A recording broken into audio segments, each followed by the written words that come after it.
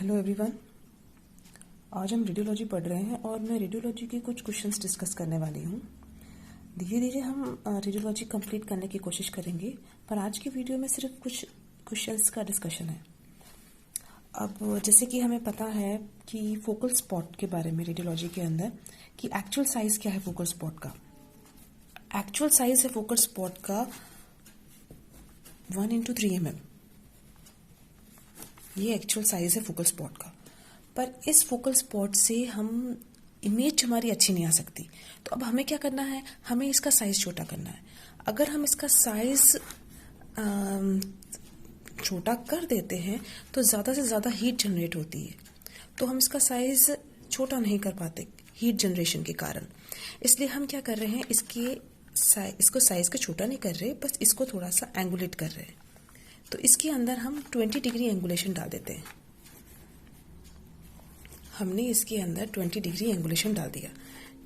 Angulation डालने के कारण उसका साइज अपेरेंटली 1.3 mm जो एक्चुअल साइज है से 1.1 mm हो गया। तो हमें साइज छोटा करना था, तो हमने एक्चुअली साइज छोटा नहीं किया, हमने उसको एंगुलेट कर दिया।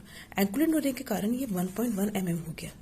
अब इसके कारण साइज छोटा होने के कारण, जो एक्चुअली छोटा नहीं है, इसके कारण जो इमेज आएगी वो काफ़ी शार्प आएगी। मैं ये देखिए, ये किस तरीके से यहाँ पर एंगुलेटेड है। ये कैथोड है, ये एनोड है, और ये इसको हमने एंगुलेट कर रखा है। तो इसका फोकल स्पॉट हमने इसका साइज रिड्यूस कर दिया है 1.1 mm। अब हम आगे देखेंगे। आगे आता है हील इफेक्ट्स। हील इफेक्ट क्या होता है? हील इफेक्ट के अंदर जो इंटेंसिटी होती है एक्सरे बीम की, वो पूरी तरह से यूनिफॉर्म नहीं रहती। मतलब आप एक्सरे बीम आ रही है, वो ये तो है नहीं कि एक ही तरफ पड़ेगी, वो यूनिफॉर्म नहीं रहेगी, कहीं पर ज़्यादा कहीं पर कम। तो जब वो एनोड की तरफ आ रही है कैथोड से रेस, तो वो दो तरफ से गिरेगी, एक तो एकदम सेंट्रली और एक गिरेगी वो डायगोनली। एक तो सेंट्रल रे गिरेगी, एक डाइवर्जिंग बीम होगी।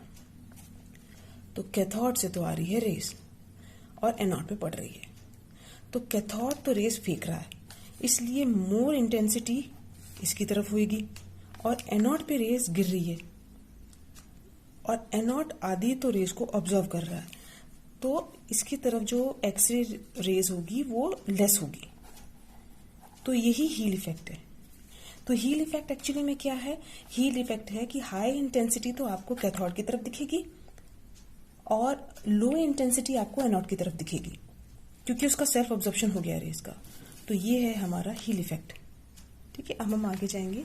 हाफ वैल्यू लेयर क्या होती है? हाफ वैल्यू लेयर ये होती है कि हमने कोई मटेरियल या कोई चीज बीच में रख दी है जो थिक है। अब उस थिक मटेरियल ने क्या किया, उस चीज जो रेज आ रही है उसको ऑब्जर्व कर लिया। ऑब्जर्व करने के बाद में उसको रिड्यूस कर दिया 1/2 तक, उस एक्सरे को जो पास हो रही है। हमने क्या यूज किया? हमने एल्युमिनियम यूज कर लिया। अब एक्सरे बीम आ रही है, हमने बीच में यहाँ पे एल्युमिनियम लगा दिया। तो ये जितनी आ रही है इसने इंटेंसिटी रिड्यूस कर दी, हाफ कर दी इसकी वैल्यू, इसने वैल्यू इसकी हाफ कर दी, क्योंकि इसने इसको रोक लिया। तो ये है हमारी हाफ वैल्यू लेयर। अब हाफ वैल्यू लेयर जो दे रखी है वो ये है कि भाई अगर 70 kVp हो तो हमें 1.5 mm ऑफ एल्युमिनियम यूज करना है, और अगर 90 kVp हो तो हमें 2.5 mm एल्युमिनियम यूज करना है। ये था हाफ वैल्यू रे के बारे में। अब आ जाएगा फिल्ट्रेशन प्रोसेस। फिल्ट्रेशन क्या होता है? फिल्ट्रेशन ये होता है कि भाई बहुत सारी रेज आ रही है, कुछ आ रही है लॉन्ग वेवलेंथ, कुछ आ रही है लो एनर्जी। ये सारी की सारी स्कैटर्ड करती है, मतलब सारा का सारा पेशेंट को ही नुकसान करेगा इस रेस से। तो हम क्या करेंगे, हम इन फालतू रेस को रिमूव कर देंगे। तो to remove photons which are not use for diagnostic value, तो वो हम फिल्ट्रेट कर देंगे। वो है फिल्ट्रेशन प्रोसेस। अब फिल्ट्रेशन प्रोसेस दो तरफ से हो सकते हैं। एक तो आ जाएगा इनहर्ट फिल्ट्रेशन, एक हो जाएगा एडिड फिल्ट्रेशन। दिखा देती हूँ। ये तो था हमारा, ये है हमारा हील इफेक्ट कि देखिए यहाँ से ये हमारा एनोड है और ये है कैथोड। कैथोड से रेज गिरी एनोड के ऊपर, तो जो इंटेंसिटी इसकी हाई होगी कैथोड की तरफ और एनोड की तरफ इंटेंसिटी इसकी कम होगी। तो कई बार क्वेश्चन उल्टा करके पूछ लेते हैं कि भाई हील इफेक्ट क्या होता है। हील इफेक्ट ये होता है कि intensity of x-ray beams anode की तरफ ज़्यादा होगी और कैथोड की तरफ कम होगी। तो इस चीज़ का हमें ध्यान रखना है कि कैथोड क्योंकि रेज फेंक रहा है तो उसके पास ज़्यादा इंटेंसिटी है, और एनोड ऑब्जर्व कर रहा है तो उसके पास लो इंटेंसिटी है।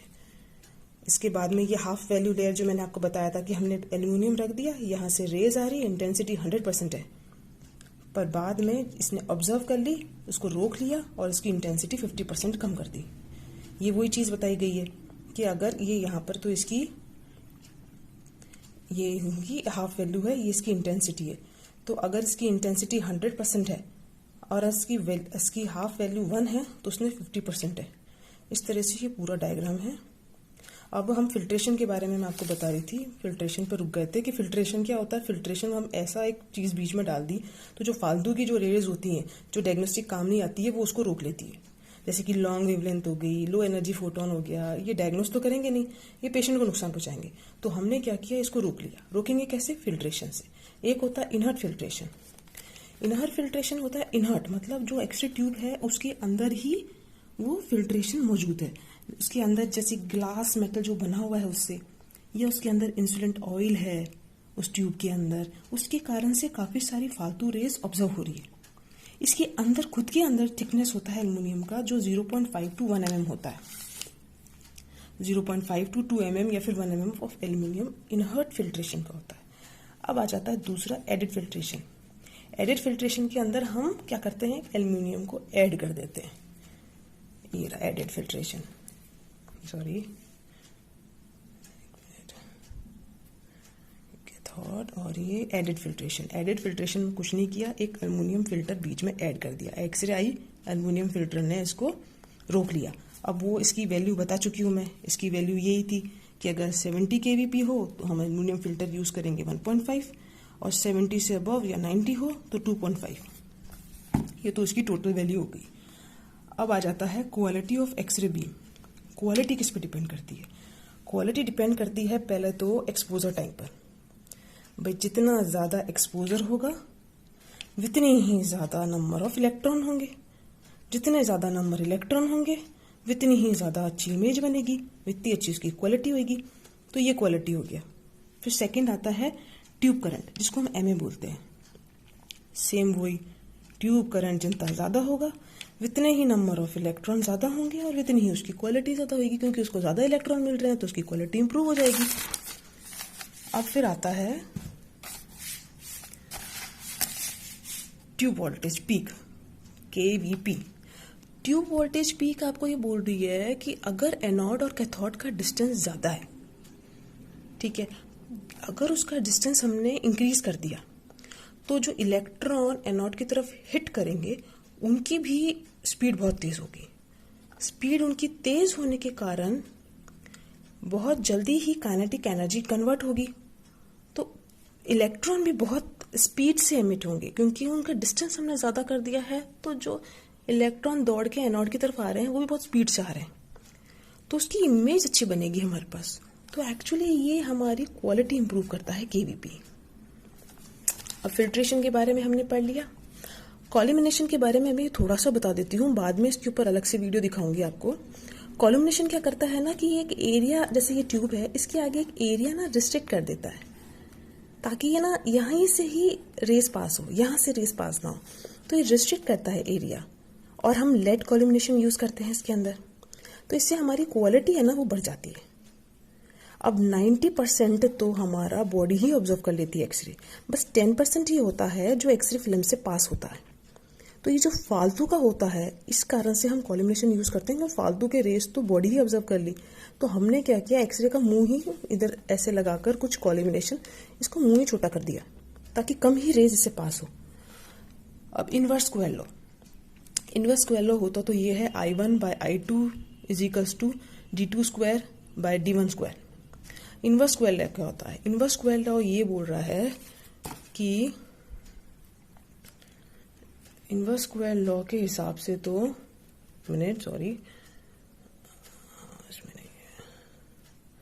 चलो, इनवर्स स्क्वायर लॉ के अंदर ये है कि अगर फोकल स्पॉट ये फोकल स्पॉट है हमारा, ठीक है। अब इसका डिस्टेंस जैसे ही यहाँ पे अगर आप चीज़ रखी हुई है, ये फोकल स्पॉट है, ये बीम एक्सरे, तो ये बहुत ज़्यादा ही इसके पास होगा, तो इतनी ज़्यादा ही ये बॉडी ऑब्जर्व कर रही है। अगर हमने इसको थोड़ा सा दूर कर दिया तो ये चीज़ कम हो गई, इसका और डिस्टेंस इंक्रीज कर दिया तो ये इफेक्ट और कम हो गया। जितना पास में है उतना नुकसानदायक है। जैसे जैसे हम इसका इंक्रीज कर रहे हैं इसका डिस्टेंस, उतना ही ज़्यादा हमें कम नुकसान होगा। तो focal spot is the distance increase, as the focal spot का डिस्टेंस इंक्रीज होगा तो उसकी इंटेंसिटी एक्सरे बीम को प्रोड्यूस करने की, मतलब वो जो फोकल स्पॉट से जो होगी वो भी डिक्रीज होगी। मगर अगर समझो आपका डिस्टेंस है 1 mm का, तो उसकी इंटेंसिटी अगर x है, अगर आपने डिस्टेंस कर दिया 0.5 mm का तो इंटेंसिटी हो जाएगी 4x की, और 2 mm पर इसकी इंटेंसिटी 0.25x हो जाएगी। तो जैसे ही आप रिड्यूस करेंगे साइज ऑफ एक्सरे बीम का, नहीं ये तो दूसरी चीज होगी, सॉरी। चलो अब हम आगे पढ़ेंगे बेजोल्ट ब्रुक फिनोमेना। बेजोल्ट ब्रुक फिनोमेना कुछ नहीं है, ये एक ह्यू के बारे में है कि अगर जैसे ही इंटेंसिटी ज़्यादा होगी तो वो चीज़ क्लियर दिखेगी, जैसे ये येलोश दिख रहा है। अगर लो इंटेंसिटी होगी तो तरह से पिंकिश दिखेगा, क्लियर नहीं दिखेगा। तो ये बेजोल्ट ब्रुक फिनोमेना है कि ज़्यादा इंटेंसिटी से करोगे तो पिक्चर क्लियर आएगी। ये बेजोल्ट ब्रुक फिनोमेना है। अब फैक्टर्स क्या इफेक्ट करते हैं डेंसिटी को? 3 फैक्टर इफेक्ट कर रहे हैं डेंसिटी को। पहला तो है केवीपी और एक्सपोजर टाइम। ये डायरेक्टली इफेक्ट करेंगे। केवीपी ज्यादा होगा, एक्सपोजर टाइम ज्यादा होगा तो डेंसिटी ज्यादा होगी, डायरेक्टली इफेक्ट कर रहे हैं। अब distance between focal spot and film, ये इनवर्सली इफेक्ट कर रहा है।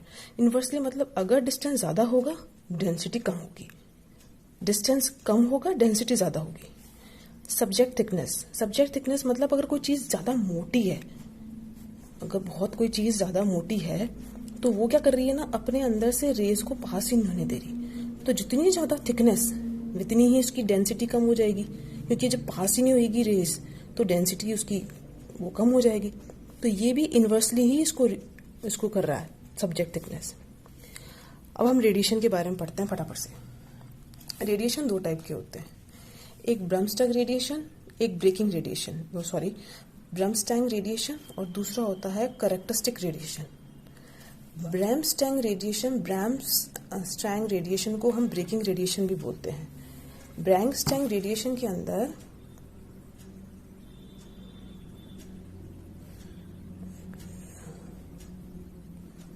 ब्रह्मस्टैंग रेडिएशन में ये रहा, इसके अंदर भी ये इलेक्ट्रॉन आया तेजी से दौड़ता हुआ, न्यूक्लियस के पास आया। ये इतनी स्पीड से आया, न्यूक्लियस से पास होता हुआ निकल गया। तो इतनी स्पीड से पास से होता हुआ निकला तो एक रेस प्रोड्यूस हुई, एक्सरे रेस। तो वो ये है हमारा ब्रह्मस्टैंग रेडिएशन, ठीक है। तो अब जितनी तेज से ये आ रहा है उतनी तेज से ही एनर्जी रिलीज कर रहा है। तो अब हमें इसके अंदर क्या करना चाहिए, इसके अंदर हमें जो ये एटम यूज कर रहे हैं ना हम, ये हाई काइनेटिक एनर्जी का होना चाहिए या फिर ये हाई एटॉमिक नंबर का होना चाहिए। इसलिए हम टंगस्टन यूज करते हैं जिसका एटॉमिक नंबर 74 है, क्योंकि जितना ज्यादा इसका होगा एटॉमिक नंबर उतनी स्पीड से ये उसको धक्का मार देगा। जो इलेक्ट्रॉन आया उसके पास से निकला, उसने उसको रिपेल किया, धक्का मारा, तो इतनी ही हमारी एक्सरे प्रोड्यूस होगी। अब दूसरा होता है कैरेक्टरिस्टिक रेडिएशन। कैरेक्टरिस्टिक रेडिएशन के अंदर क्या होता है कि भाई इलेक्ट्रॉन आता है, इसने क्या किया, बाहर के शेल पर आया, मतलब ये जो है ना, ये न्यूक्लियस, इसके जो ये इनर शेल है, इसके शेल पर आया। इसके शेल पर आने के बाद में इसने इसको धक्का मारा, धक्का मार के ये बाहर चला गया, ये तो बाहर निकल गया, ये जगह खाली रहेगी। ये खाली जगह बाहर का आउटर इलेक्ट्रॉन अंदर की तरफ जंप कर गया, तो बाहर की लो एनर्जी से अंदर की हाई एनर्जी पे कूदा, तो इसके कूदने के कारण एक रेस प्रोड्यूस हुई, वो है हमारी एक्स रेस। तो ये है हमारा कैरेक्टरिस्टिक रेडिएशन। तो अब हम स्कैटरिंग पढ़ेंगे। स्कैटरिंग भाई एक तो होती है कोहेरेंट स्कैटरिंग। स्कैटरिंग क्या होती है, स्कैटरिंग से हमें कोई इमेज नहीं मिलती, मतलब वो स्कैटर्ड हो जाता है। जिस रेस से इमेज होनी थी वो तो बन गई, जो दूसरी रे है वो स्कैटर्ड हो गई, तो कोई इमेज नहीं बनती। तो कोहेरेंट स्कैटरिंग 7% ऑफ स्कैटरिंग होती है। इसके अंदर वही चीज कोहेरेंट स्कैटरिंग के अंदर ये देखो कोहेरेंट स्कैटरिंग है, इसके अंदर ये एक लो एनर्जी का सुस्त सा इलेक्ट्रॉन आया, इसने बाहर के शेल को छुआ और छू कर ये निकल गया। ये लो एनर्जी का था, इसने सेकेंडरी फोटोन को जो एनर्जी निकली वो भी लो थी, तो ये सिर्फ 7% ही हमारा स्कैटरिंग करता है। अब फिर आ जाता है फोटो इलेक्ट्रॉनिक एब्जॉर्प्शन, ये 27% ऑफ स्कैटरिंग करता है। इसके अंदर ये फोटो इलेक्ट्रॉनिक इफेक्ट भी सेम ही है जो कैरेक्टर रेडिएशन के अंदर था, ये कि बाहर से इलेक्ट्रॉन आया, इसके इनर शेल पे इसने इलेक्ट्रॉन को धक्का मार के बाहर निकाला, उसके कारण से आउटर शेल से इनर शेल पे जंप किया, इसके जंप करने से एक रेज इमिट हुई। ये है photo electronic effect. Photo electronic effect ज़्यादा कर सही रहता है क्योंकि वो ज़्यादा एनर्जी ऑब्जर्व कर रहा है, क्योंकि यहाँ पे ज़्यादा से ज़्यादा एनर्जी ऑब्जर्व हो रही है। इसकी तरह नहीं कि ये सारा बाहर से ही निकल गया, जैसे इसके अंदर था, बाहर से धीरे धीरे से रेज आई, धक्का मारा, बाहर से निकल गई। तो फोटो इलेक्ट्रॉनिक ज़्यादा से ज़्यादा रेज ऑब्जर्व कर लेता है, इसलिए स्कैटरिंग इसके अंदर थोड़ी सी कम होती है। अब लास्ट में आ गया है कॉम्पैक्ट स्कैटरिंग। कॉम्पैक्ट स्कैटरिंग में देखो भाई, कोहेरेंट स्कैटरिंग के अंदर तो धीरे धीरे आया था, कॉम्पैक्ट स्कैटरिंग के अंदर स्पीड से इलेक्ट्रॉन आएगा, बाहर के शेल के इलेक्ट्रॉन को धक्का मारेगा, तो बाहर का इलेक्ट्रॉनिक बाहर भाग गया। इसके अंदर दो स्कैटरिंग हो जाएगी, एक तो जो ये स्पीड से आके इसने धक्का मारा और ये बाहर भागा, ये स्कैटरिंग, और फिर जो धक्का मारने के कारण इसकी खुद की एक लो एनर्जी रिलीज हो रही है, तो ये 57% ऑफ स्कैटरिंग होगी इसके कारण। तो ये सब था एक बेसिक डिस्कशन। नेक्स्ट वीडियो में हम फिल्ट्रेशन और कॉलिमिनेशन और इनवर्स स्क्वायर लॉ के बारे में ज़्यादा डिटेल में पढ़ेंगे। Thank you.